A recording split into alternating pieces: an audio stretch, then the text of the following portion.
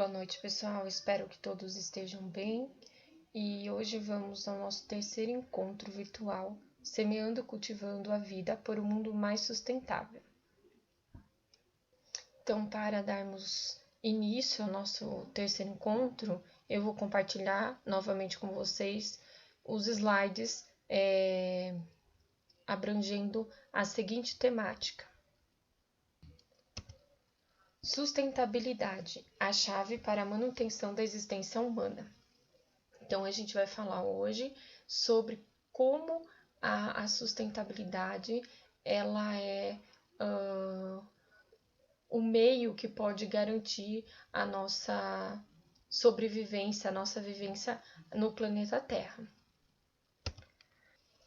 Então, aqui, primeiramente, eu trouxe um poema de um índio Ticuna, né, em que ele diz o seguinte: qualquer vida é muito dentro da floresta. Se a gente olha de cima, parece tudo parado, mas por dentro é diferente. A floresta está sempre em movimento. Há uma vida dentro dela que se transforma sem parar. Vem o vento, vem a chuva, caem as folhas e nascem novas folhas. Das flores saem os frutos, e os frutos são alimentos. Os pássaros deixam cair as sementes. Das sementes nascem novas árvores. E vem a noite, vem a lua.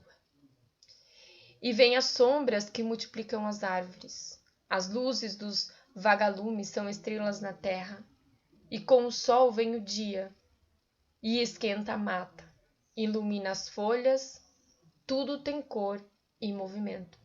Então, é para enfatizar que a floresta, né, o meio ambiente, ele tem, ele vive também, né? Então, ele tem movimento, tem toda essa dinâmica, e o quão é importante essa relação, né? Estar em equilíbrio, essa relação do homem, de todos os seres vivos, com a natureza. Baseado nesse poema, a gente também lembra, né, de uma teoria que é chamada a teoria de Gaia.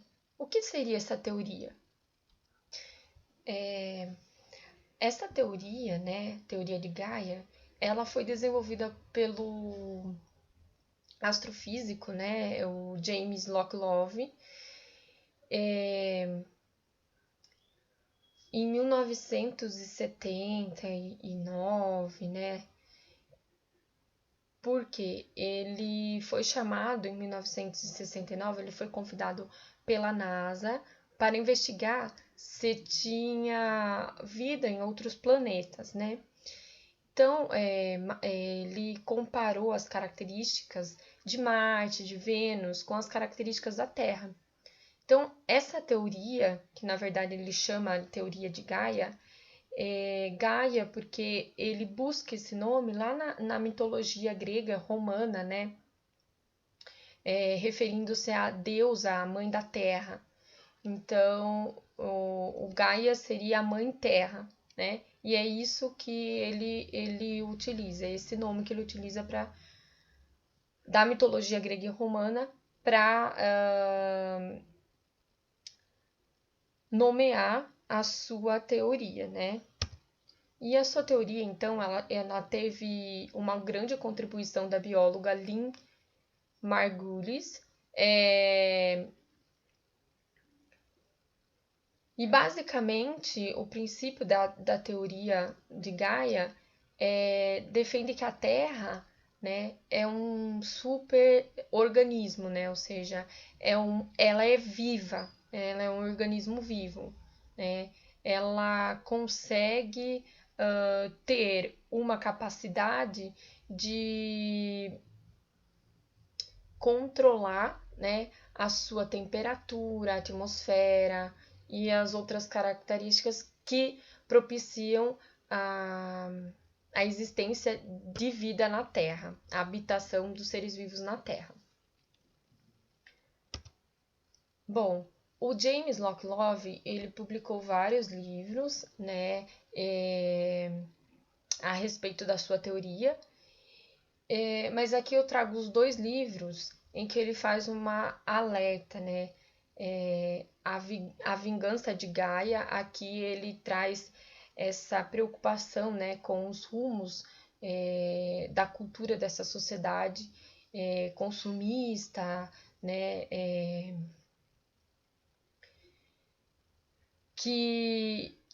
e uma sociedade de descarte, né, que gera um acúmulo de lixo e afeta o planeta. Então tem a poluição, acaba afetando a camada de ozônio, aí altera o clima, uma série de impactos negativos na atmosfera, no meio ambiente, e o quanto isso é prejudicial e coloca em risco a vida da espécie humana e de outros seres vivos, né? E o Gaia Alerta Final, ele é mais...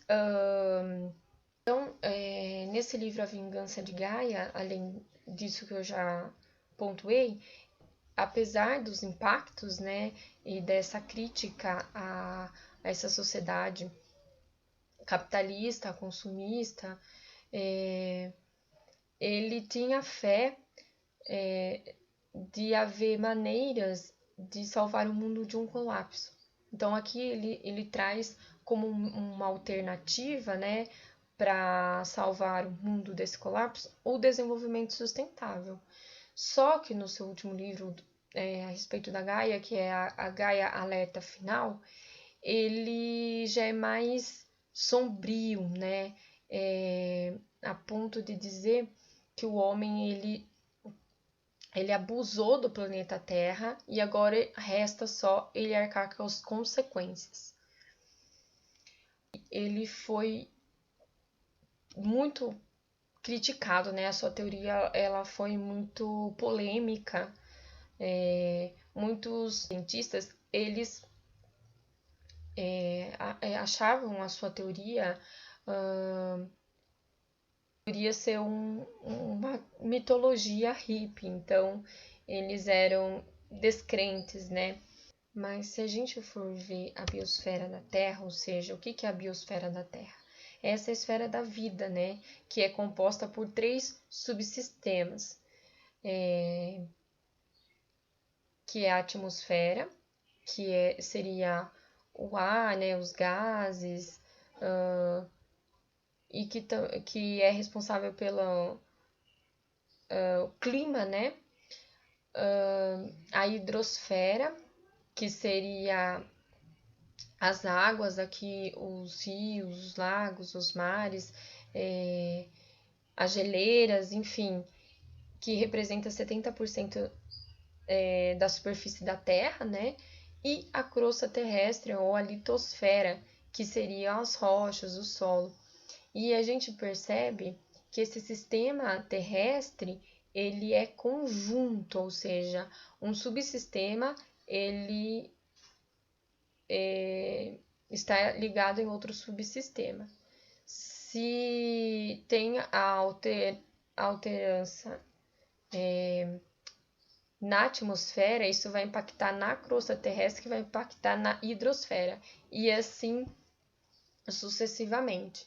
Então, para a gente conseguir ter a manutenção da vida na Terra, esses subsistemas, eles precisam estar em equilíbrios. É por isso que a gente vê tantas alterações climáticas, tantos desastres ambientais e naturais, e a consequência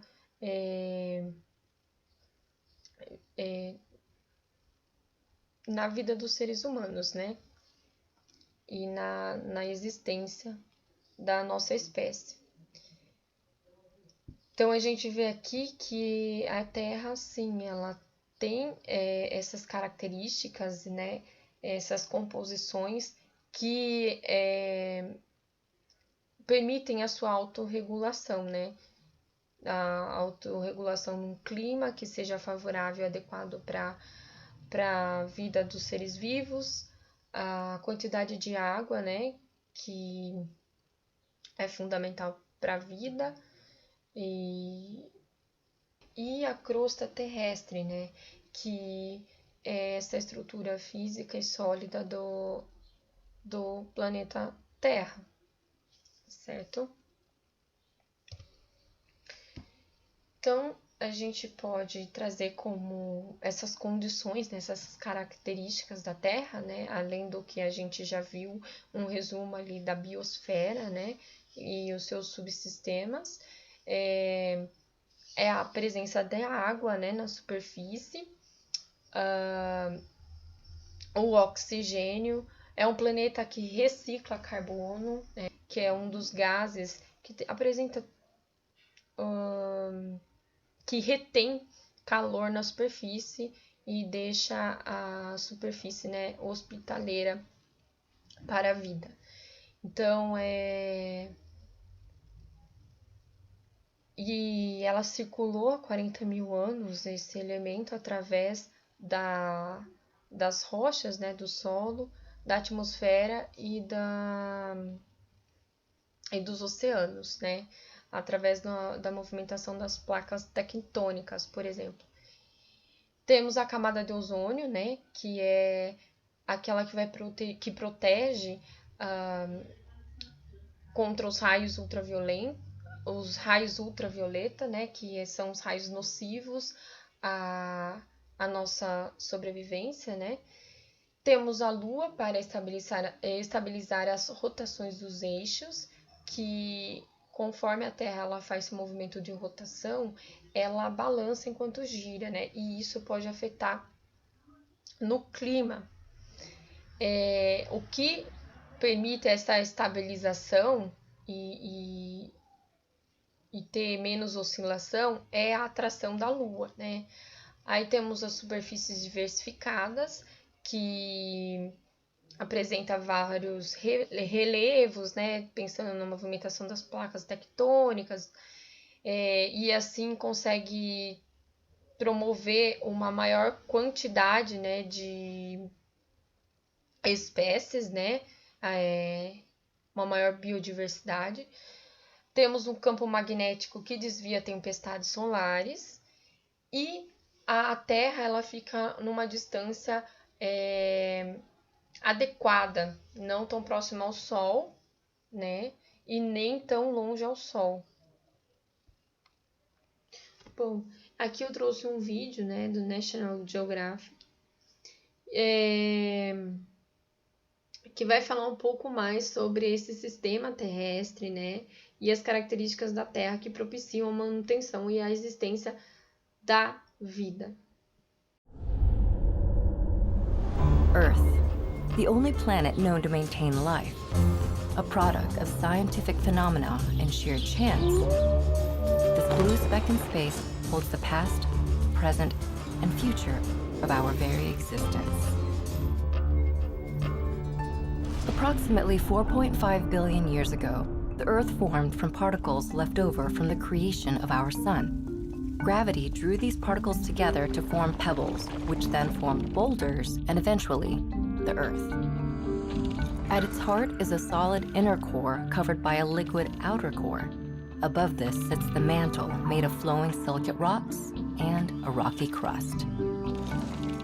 This rocky mass is the third planet from the Sun, orbiting the star from an average distance of about 93 million miles.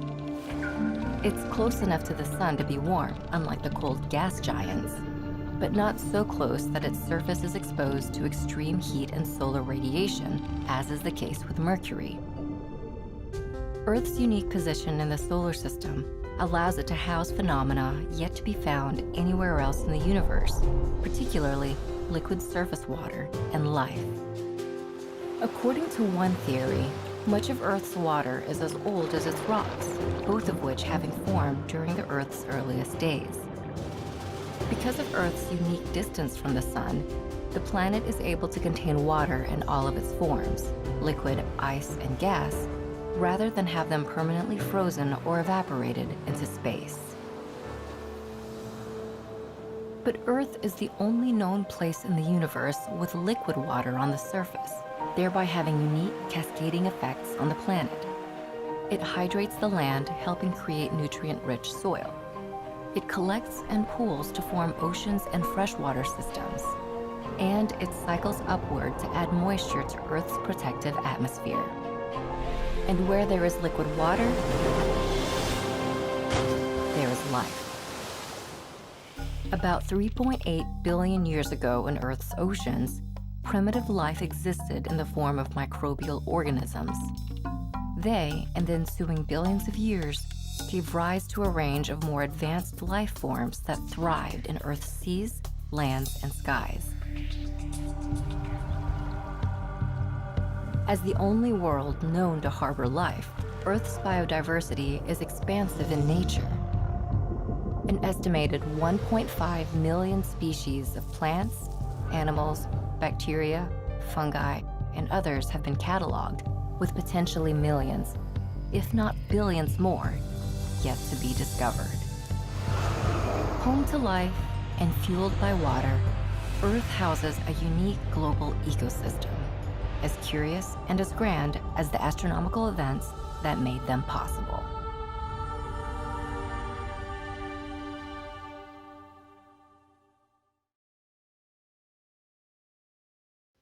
Pensando um pouquinho sobre as nossas ações, né? Eu trouxe aqui aspectos de como vivemos, de como é a nossa cultura, né? E como isso pode colocar em risco o futuro da humanidade. Bom, aqui é um mapa, né, então, global, que mostra a nossa pegada ecológica, ou seja,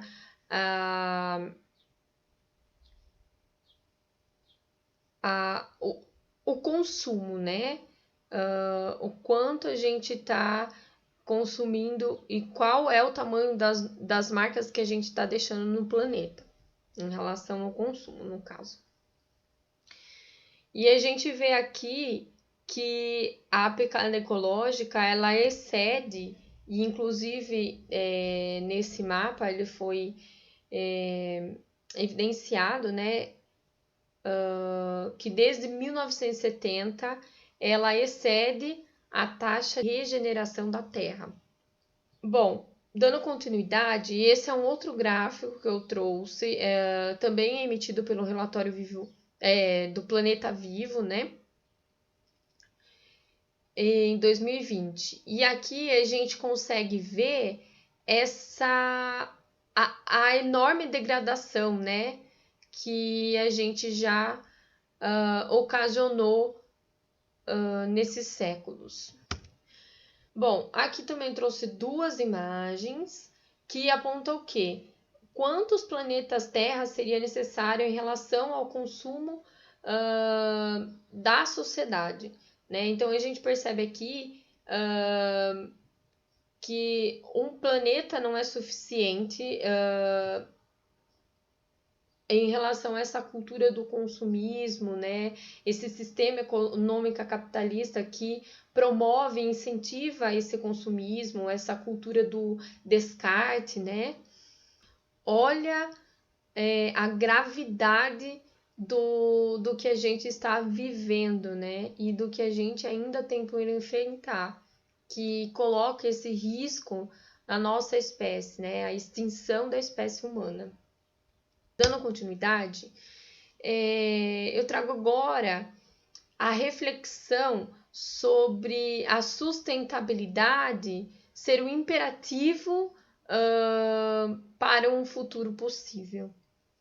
Primeiro, vamos lembrar, em outros, assim como a gente já viu em outros momentos, né, desse nosso encontro, sobre o que é sustentabilidade. Sustentabilidade é a gente utilizar, né, dos recursos naturais disponíveis no planeta Terra para suprir as nossas necessidades sem comprometer as necessidades das gerações futuras, né, sem colocar em risco a sobrevivência e a manutenção de vida do planeta Terra. Então a gente viu que para ter a sustentabilidade, né, a gente precisa dos 3 pilares que, na verdade, compõem o desenvolvimento sustentável, que seria pensar no aspecto econômico, pensar no aspecto social e pensar num aspecto ambiental. Então, aqui eu trouxe um exemplo, né, sobre a importância das florestas, para deixar ainda mais evidente, né, esse sistema terrestre que funciona de maneira integrada, né, que, como a gente já viu anteriormente, que é a biosfera. Então, na primeira imagem, eu trouxe como ocorre esse processo de fotossíntese, né, que é feito pelas plantas, né, pelas árvores, e também pelas algas marinhas, né, que inclusive elas são a maior parte do oxigênio que é disponibilizado na atmosfera vem através das algas marinhas, né?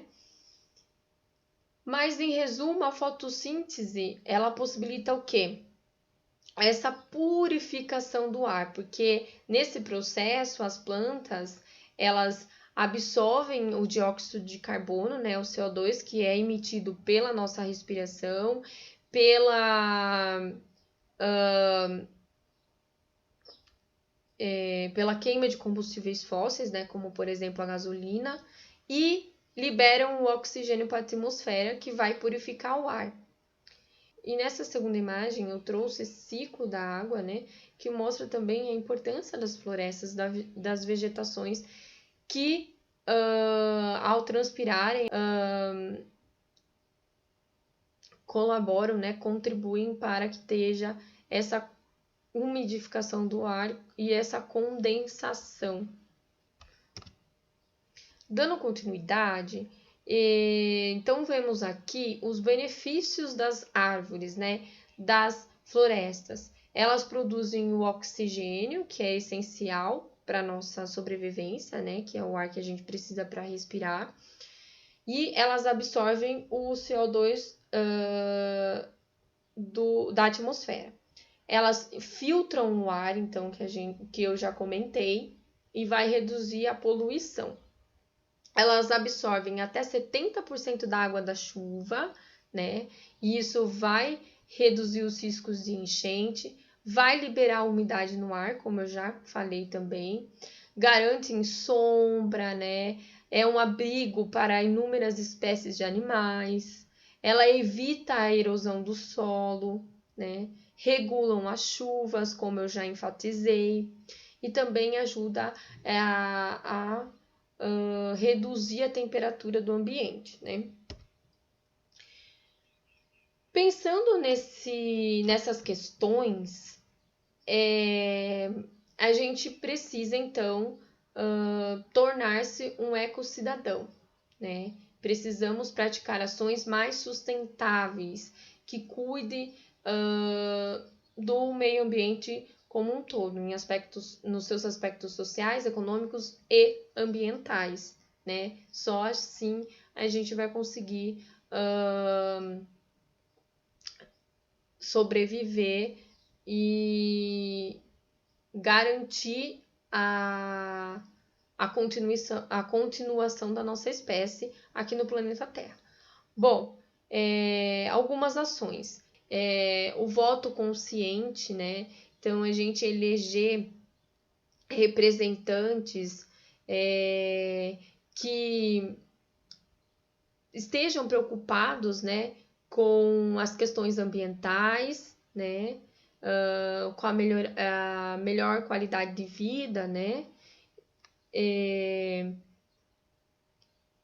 conhecer a legislação ambiental também é muito importante, manter-se informado sobre essas questões ambientais, né, a gente participar de associações comunitárias, desenvolver estratégias de proteção, né, e melhoria de qualidade de vida local, e que isso também vai impactar de maneira global, né, nacional e global. Além disso, conhecendo a legislação ambiental, se inteirando sobre as questões ambientais e participando de associações comunitárias, a gente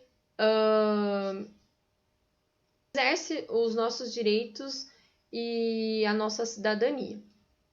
E também, igual já falei, já tanto enfatizei, melhora a qualidade de vida. Promova a dimensão ambiental, né? Então, aqui, essa dimensão ambiental seria a política dos 5 R's. Em quaisquer âmbitos da vida, a gente deve se apropriar dessa abordagem ambiental, que é a reutilização de materiais, a redução na produção de resíduos, a reciclagem, né? Replanejar, refletir sobre as nossas ações, e a reeducação, né? A gente se inteirar sobre as questões ambientais e incentivar e impulsionar políticas públicas voltadas para a proteção do meio ambiente. Lembrando que o meio ambiente ele engloba não só os aspectos ambientais, né? Mas quando a gente fala meio ambiente, aqui eu trago esse termo de forma mais global, né? Amplo, que vai abordar os aspectos sociais, ambientais, econômicos, né?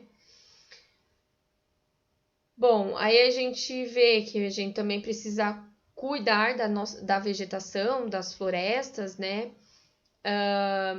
E também no nosso dia a dia, que a gente vê na economização da energia elétrica, né? Da água. A gente tem a cisterna, que é uma estratégia que dá para captar água da chuva, né? Para nossa utilização. Maneirar, né? No uso de transportes individuais. Então, a gente fala assim, por exemplo, se eu tenho carro, a gente tem que usar o carro de maneira consciente também, né? Dá para eu ir de bicicleta ou dá para eu ir a pé, que é um lugar perto, não vai, né? A gente precisa tomar essa iniciativa, né? Então, seria apoiar as ciclovias, né? E também na questão alimentação, que é preferir produtos orgânicos que não degridem o ambiente e nem a nossa saúde. E aqui eu trouxe um vídeo, né, que é sobre a história das coisas, que vai discorrer sobre essas questões que a gente refletiu até agora, né, e como é importante termos um consumo consciente.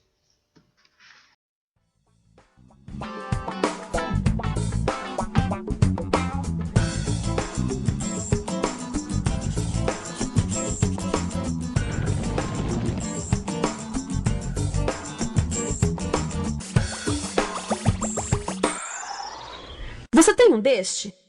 Sou louca pelo meu. Na verdade, adoro todas as minhas coisas. Já se perguntou de onde vêm todas as coisas que compramos e para onde vão quando nos desfazemos delas? Não conseguia deixar de pensar nisso, por isso quis saber mais sobre o assunto. E os livros diziam que as coisas se deslocam ao longo de um sistema. Da extração, para a produção, para a distribuição, para o consumo e para o tratamento de lixo. Isso tudo se chama a economia de materiais. Bem, estudei um pouco mais.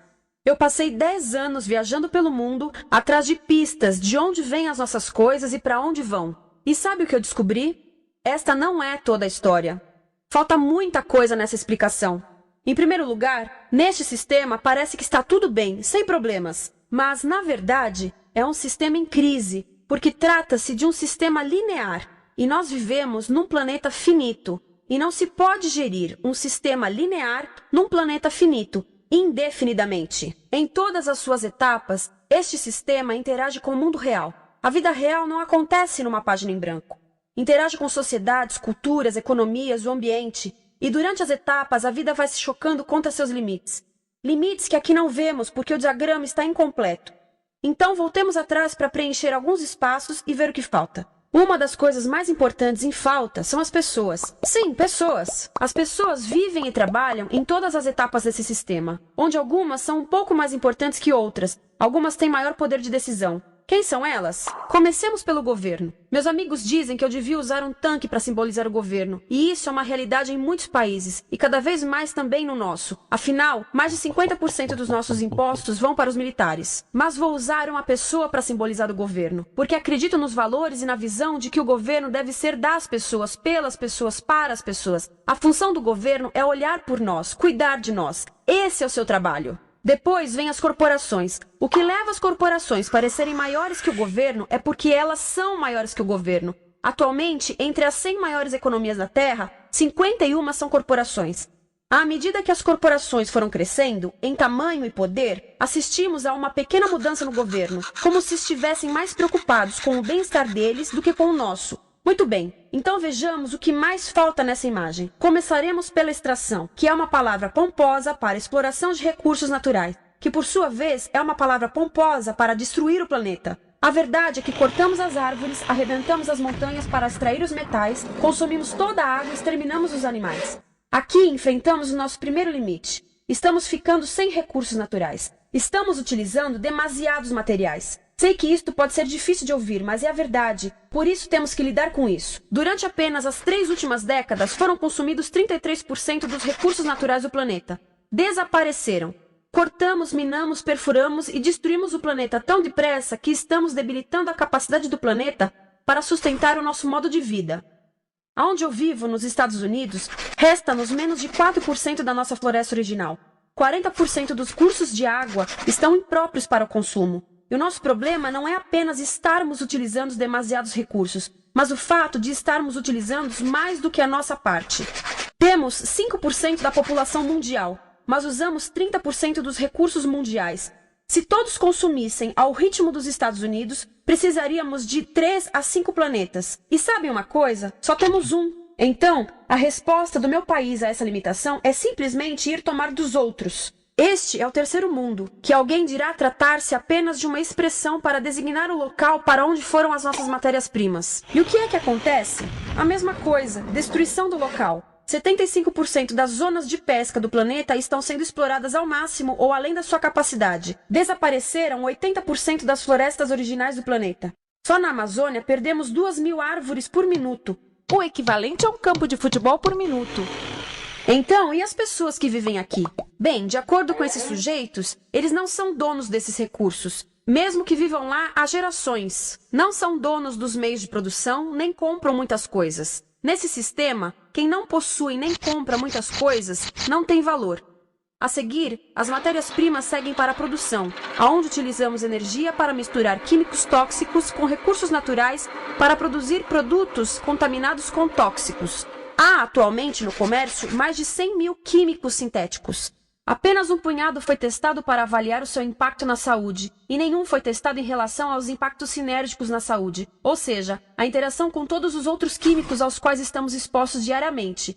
Por isso, desconhecemos o impacto total deles na saúde e no ambiente. Mas sabemos uma coisa: os tóxicos entram e saem. Enquanto continuarmos a introduzi-los nos nossos sistemas de produção industrial, continuaremos a inserir esses tóxicos nos produtos que levamos para nossas casas, trabalho e escolas, e claro, para nossos corpos. Como os BFRs, ou retardantes de incêndio à base de brometo, que tornam as coisas mais resistentes ao fogo, mas são super tóxicos. São neurotóxicos, ou seja, tóxicos para o cérebro. O que é que estamos fazendo usando esses químicos? Apesar disso, os usamos em nossos computadores, eletrodomésticos, sofás, colchões e até alguns travesseiros. Sim, pegamos nossos travesseiros, os revestimos com neurotoxinas, levamos para casa e dormimos por 8 horas com eles. Não sei, mas acho que num país com tanto potencial, poderíamos ter uma maneira melhor de evitar que as cabeças peguem fogo à noite. Sabia que essas toxinas vão se acumulando ao longo da cadeia alimentar e se concentram nos nossos corpos? Sabe qual é o alimento do topo da cadeia alimentar com o nível mais elevado de químicos tóxicos? O leite materno. Isto significa que os menores membros das nossas sociedades, os nossos bebês, recebem as maiores doses de químicos tóxicos das suas vidas a partir do leite das suas mães. Não acha que é uma incrível violação? A amamentação deveria ser o mais importante ato humano de nutrição. Deveria ser algo sagrado e seguro. A amamentação continua a ser o melhor e as mães devem amamentar, mas nós deveríamos proteger esse ato. Eles deviam protegê-lo. Eu pensava que zelavam pelos nossos interesses. As pessoas que mais sofrem com esses produtos químicos são os trabalhadores das fábricas. Muitos são mulheres em idade reprodutiva que trabalham com toxinas que afetam a gestação, carcinogênicos e muito mais. Agora eu pergunto, que tipo de mulher em idade reprodutiva trabalharia no emprego deste, exposta a estas toxinas, a não ser uma mulher sem outra alternativa? Essa é uma das maravilhas desse sistema. A erosão dos ecossistemas e economias locais, aqui, garante um fluxo constante de pessoas sem alternativas. No mundo, há 200.000 pessoas por dia se deslocando de ambientes que as sustentaram ao longo de gerações para cidades, onde muitas vivem em bairros de lata, à procura de emprego, por mais tóxico que seja. Não só os recursos são desperdiçados ao longo desse sistema, mas também pessoas, comunidades inteiras são desfeitas. Sim, as toxinas entram e saem. Muitas delas saem das fábricas em produtos, e muitas mais saem como subprodutos ou poluição. E estamos falando de muita poluição. Nos Estados Unidos, as indústrias admitem liberar mais de 1.800.000 quilos de químicos tóxicos por ano. Deve ser muito mais, porque isso é o que eles admitem. Trata-se de outro limite, porque quem quer ver e respirar 1.800.000 quilos de químicos tóxicos por ano? Então o que eles fazem? Mudam as fábricas poluidoras para o estrangeiro, para poluir outros países. Mas, surpresa, grande parte dessa poluição volta para nós trazida pelo vento. E o que acontece depois de todos os recursos naturais serem transformados em produtos? Passam por aqui, para a distribuição, o que significa vender todo o lixo contaminado com toxinas o mais rápido possível. Aqui, o objetivo é manter os preços baixos, com as pessoas comprando os produtos em constante movimento. Como eles mantêm os preços baixos? Pagam salários baixos aos trabalhadores das lojas e restringem o acesso aos seguros de saúde sempre que podem. Tudo se resume em exteriorizar os custos. O verdadeiro custo da produção não se reflete no preço.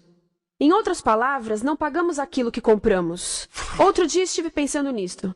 Ia a caminho do trabalho e queria ouvir as notícias. Por isso entrei numa loja para comprar um rádio. Encontrei um pequeno rádio verde engraçado que custava $4,99. Na fila do caixa pensei, como $4,99 podem refletir o custo da produção e transporte desse rádio até ele chegar nas minhas mãos? O metal deve ter sido extraído na África do Sul. O petróleo provavelmente do Iraque. O plástico produzido na China e talvez montado por uma criança de 15 anos numa fábrica do México. $4,99 não paga nem o aluguel do espaço ocupado na prateleira, nem parte do salário do empregado que me atendeu, ou as viagens de navio e caminhão que o rádio fez. Foi assim que eu percebi que eu não paguei o valor do rádio. Então, quem pagou? Estas pessoas pagaram com a perda do espaço dos seus recursos naturais. Estas pagaram com a perda do ar puro, com o aumento de doenças como asma e câncer. As crianças do Congo pagaram com o seu futuro, pois 30% delas abandonam a escola para trabalhar nas minas de coltan, um metal que usamos em aparelhos eletrônicos baratos e descartáveis. Estas pessoas pagaram por não ter direito ao seguro de saúde. Ao longo desse sistema, pessoas contribuíram para que eu comprasse o rádio por $4,99. Mas essas contribuições não são registradas por nenhum contabilista. É isto que eu quero dizer com exteriorizar o verdadeiro custo de produção. E isso nos leva à seta dourada do consumo. O coração do sistema, o motor que impulsiona. É tão importante proteger esta seta que se tornou prioridade daqueles dois sujeitos. É por isso que após o 11 de setembro, quando nosso país estava em choque, o presidente Bush poderia ter sugerido fazer luto, rezar, ter esperança, mas não, ele disse para fazermos compras. Compras! Nos tornamos uma nação de consumidores. Nossa principal identidade passou a ser de consumidores. Não mães, professores, agricultores, mas consumidores. Nosso valor é medido e demonstrado pelo quanto contribuímos para esta seta.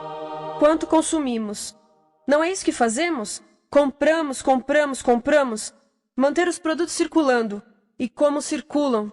Sabe qual a porcentagem dos produtos que circulam através desse sistema que ainda são usados 6 meses depois da venda na América do Norte? 50%? 20%? Não, 1%. 1. Em outras palavras, 99% das coisas que nós cultivamos, processamos, transformamos, 99% das coisas que percorrem o sistema são lixo em menos de 6 meses. Como é que podemos gerir um planeta com esse nível de rendimento? Mas não foi sempre assim. Hoje, o consumidor médio americano consome o dobro que há 50 anos. Pergunte à sua avó. No tempo dela, a boa gestão, a engenhosidade e a poupança eram valorizados. Então, como é que isso aconteceu? Bem, não aconteceu simplesmente. Foi planejado. Pouco depois da Segunda Guerra Mundial, estes sujeitos estudavam a forma de impulsionar a economia. O analista de vendas Victor Lebow articulou a solução que se tornaria a norma de todo o sistema. Ele disse: a nossa enorme economia produtiva exige que façamos do consumo a nossa forma de vida, que tornemos a compra e uso de bens em rituais, que procuremos a nossa satisfação espiritual, a satisfação do nosso ego no consumo. Precisamos que as coisas sejam consumidas, destruídas, substituídas e descartadas a um ritmo cada vez maior. O conselheiro econômico do presidente Eisenhower disse: o principal objetivo da economia americana é produzir mais bens de consumo. Mais bens de consumo? O nosso principal objetivo? Não é providenciar cuidados médicos, ou educação, ou transportes seguros, ou sustentabilidade, ou justiça? Bens de consumo? Como é que eles nos fizeram adotar esse sistema de forma tão entusiástica? Bem, duas das suas estratégias mais bem-sucedidas são a obsolescência planejada e a obsolescência perceptiva. A obsolescência planejada é uma outra forma de dizer criado para ir para o lixo. Eles fazem as coisas de modo que sejam inúteis tão rápido quanto possível para jogarmos fora e voltarmos a comprar. Isso é óbvio em sacolas ou copos de plástico, mas verifica-se isso em coisas maiores como esfregões, DVDs, máquinas fotográficas, churrasqueiras, quase tudo, até computadores. Já reparou que quando compra um computador, a tecnologia muda tão rápido que em poucos anos se torna quase um impedimento para a comunicação? Fiquei curiosa e abri um desses computadores para ver o que tinha dentro, e descobri que a peça que se muda a cada ano é apenas uma pecinha no canto. Mas não se pode mudar apenas essa peça, porque cada nova versão tem um formato diferente. Tem que jogar tudo fora e comprar um novo. Estive lendo sobre o design industrial da década de 50, quando a obsolescência planejada começou a aparecer. Esses designers eram muito claros sobre o assunto. Chegavam a debater quão rápido conseguiam que um aparelho avariasse, mas de modo que o consumidor mantivesse fé suficiente para ir comprar outro. Foi tão intencional, mas as coisas não avariam suficientemente rápido para manter essa seta funcionando. Por isso, existe também a obsolescência perceptiva. A obsolescência perceptiva nos convence a jogar fora coisas que ainda são perfeitamente úteis. Como fazem isso? Mudam a aparência das coisas. Por isso, se comprou suas coisas há alguns anos, todos percebem que você não tem contribuído para essa seta. E como o nosso valor depende da nossa contribuição para essa seta, isso pode ser embaraçoso. Por exemplo, se eu tiver o mesmo monitor de computador gordo e branco na minha mesa por 5 anos e a minha colega tiver comprado um computador novo, ela vai ter um monitor plano brilhante que combina com o computador, com o celular e até com as canetas. Ela parece estar operando uma nave espacial e eu pareço que tenho uma máquina de lavar na mesa. A moda é outro bom exemplo. Já se perguntou por que os saltos dos sapatos das mulheres passam de largos para finos num ano e no próximo de finos para largos? Não é por haver um debate sobre qual deles é mais saudável. É porque usar saltos largos num ano de saltos finos mostra que você não contribuiu recentemente para a seta. Por isso não vale tanto quanto a pessoa com saltos finos ao seu lado, ou em um anúncio. É para comprarmos sapatos novos. A publicidade e a mídia em geral têm um papel importante nisto. Cada um de nós nos Estados Unidos é bombardeado com mais de 3.000 anúncios por dia. Vemos mais publicidade num ano do que as pessoas há 50 anos viam em toda a vida. Qual é o objetivo de um anúncio se não nos fazer infelizes com o que temos? Por isso, nos dizem 3.000 vezes por dia que nosso cabelo está errado, nossa pele, nossa roupa, nossos móveis, nossos carros, nós estamos errados. Mas tudo se resolve se formos às compras. A mídia também ajuda a esconder tudo isto e isto. Por isso, a única parte da economia que vemos são as compras. A extração, produção e envio para o lixo acontecem fora do nosso campo de visão. Por isso, nos Estados Unidos, temos mais coisas do que tivemos antes, mas pesquisas mostram nossa felicidade declinando. Nossa felicidade teve seu pico na década de 50, a mesma época em que a febre consumista explodiu. Coincidência interessante. Acho que sei o porquê. Temos mais coisas, porém menos tempo para o que realmente nos faz felizes. Amigos, família, tempo livre. Estamos trabalhando mais do que nunca. Analistas dizem que não temos tão pouco tempo livre desde a sociedade feudal. E sabem quais são as duas atividades que mais fazemos no pouco tempo livre que temos? ver televisão e fazer compras. Nós, americanos, passamos 3 a 4 vezes mais tempo comprando do que os europeus. Assim, nessa situação ridícula, vamos trabalhar talvez em 2 empregos, e quando chegamos em casa exaustos e sentamos no sofá novo para ver televisão, os anúncios dizem que não prestamos, então vamos às compras para nos sentirmos melhor. Depois trabalhamos mais para pagar o que compramos e chegamos em casa mais cansados, vemos mais televisão que nos diz para fazermos compras outra vez. E estamos nesse ciclo de trabalhar, ver, comprar, e podíamos simplesmente parar. Então, no final, o que acontece a todas essas coisas que compramos? Nesse ritmo de consumo, não cabe tudo em casa, apesar do tamanho médio das casas ter duplicado nesse país desde os anos 70. Vai tudo para o lixo, e isso nos leva ao tratamento do lixo. Essa é a parte da economia de materiais que conhecemos melhor, porque nós temos de levar o lixo até a esquina. Cada americano produz 2 quilos de lixo por dia, o dobro do que fazíamos há 30 anos. Todo esse lixo ou é despejado num aterro, que é um grande buraco no chão, ou ainda pior, primeiro é incinerado e depois despejado no aterro. As 2 formas poluem o ar, o solo, a água, sem esquecer que alteram o clima. A incineração é realmente ruim. Lembra daqueles tóxicos da fase da produção?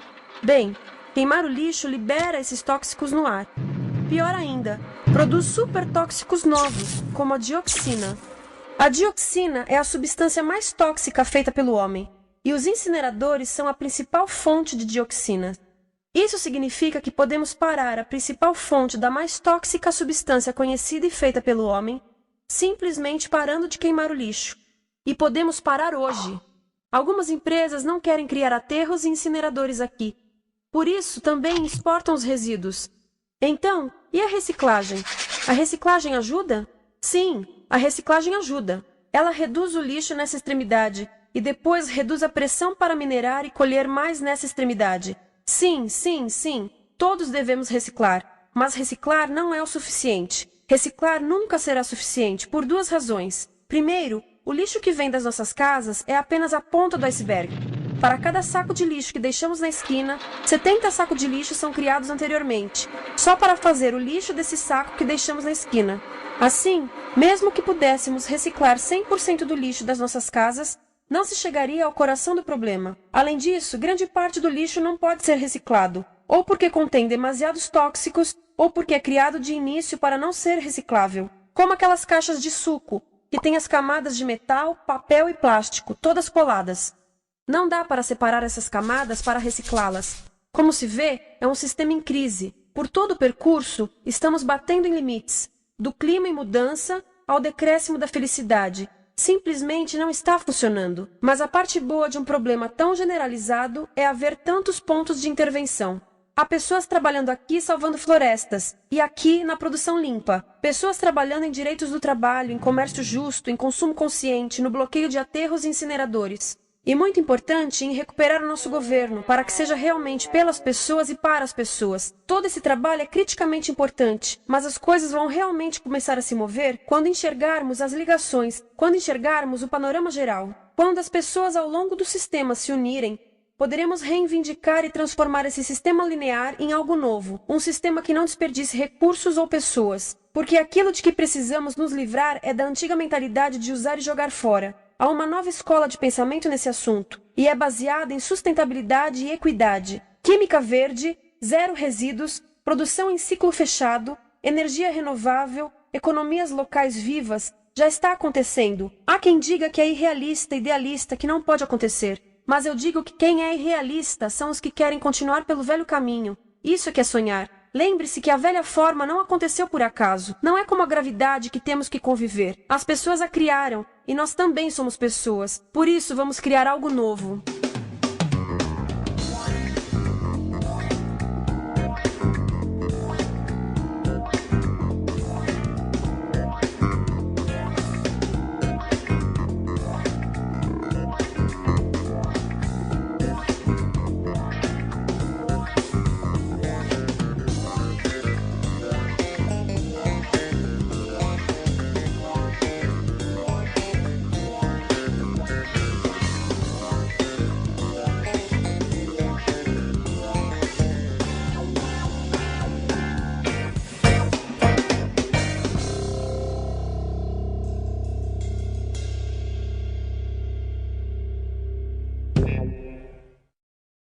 por fim, para concluir esse nosso terceiro encontro de hoje, eu trouxe essa imagem emitida pelo relatório do Planeta Vivo, que aborda, né, que enfatiza esses vínculos entre a biodiversidade e a promoção da saúde, né?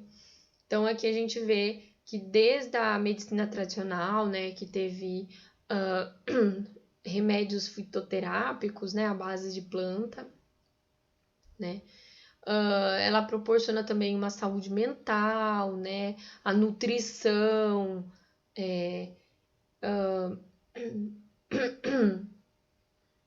ela ajuda também a diminuir, né, os desastres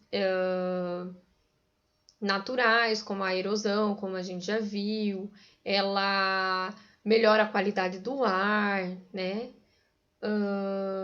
Então, enfim, essa é a teia, né? A biodiversidade é a teia da vida da qual a gente faz parte e que a gente é extremamente dependente. Então, é por isso que a gente tem que se educar, sim, sobre o tema da sustentabilidade, né? Porque é através dessas ações que a gente consegue, que a gente vai conseguir evitar a extinção da nossa espécie. Ou, bom, espero que eu tenha oportunizado novas aprendizagens a vocês e ter contribuído, né, nessas reflexões e nessa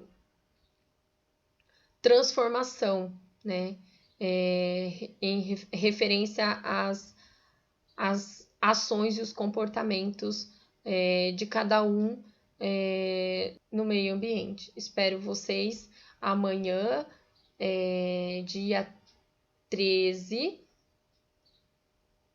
para discorrermos um pouco mais sobre esse tema sustentabilidade, semeando, né, e cultivando a vida por um mundo mais sustentável. Dessa vez, contando com a presença de um especialista em análise e desenvolvimento de sistemas, que vai trazer algumas ideias, né, de como utilizar as tecnologias a nosso favor